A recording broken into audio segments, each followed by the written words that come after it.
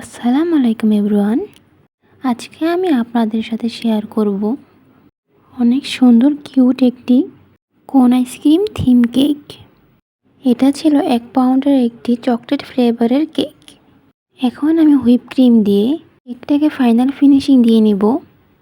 আমার ক্রিমটা অনেক ওভারবিট হয়ে গিয়েছিল, যাতে করে আমার ক্রিমটা ফিনিশিং দিতে অনেক সময় লেগে যায়।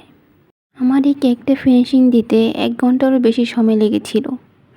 ক্রিম ওভারবিট হয়ে গেলে কেকটার ফিনিশিং দেখতে একটু সুন্দর লাগে না।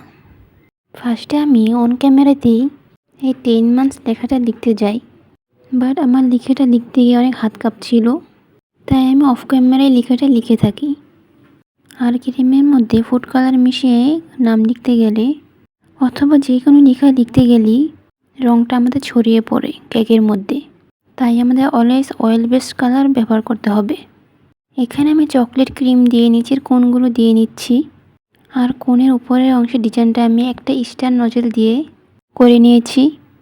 আর এই কেকটি আমার অনেক কাছের একজন ফ্রেন্ড অর্ডার করেছিল তার ছেলে 10 মান্থ উপলক্ষে।